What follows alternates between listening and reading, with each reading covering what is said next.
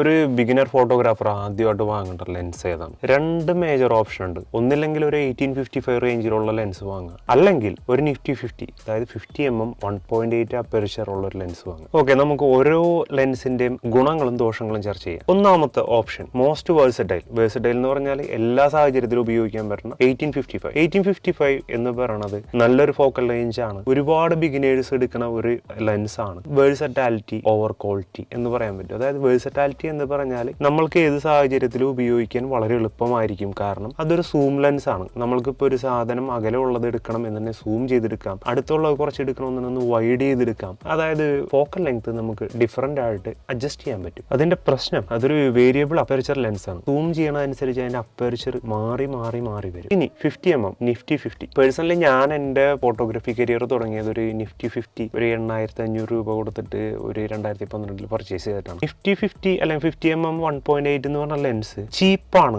എന്നാൽ അതിന്റെ ക്വാളിറ്റി എന്തായാലും 1855 കൂടുതലാണ്. കാരണം അതിന്റെ മാക്സിമം അപ്പർച്ചർ എന്ന് പറയുന്നത് 1.8 ആണ്. 1.8 എന്ന് പറയുമ്പോൾ കുറച്ചും കൂടെ ലൈറ്റ് ഉള്ളിലോട്ട് വരും. അതുപോലെ തന്നെ നമ്മൾക്കുള്ള അടുത്ത ഗുണം ബാക്ക്ഗ്രൗണ്ട് ബ്ലർ കുറച്ചും കൂടെ നന്നായിട്ട് കിട്ടും.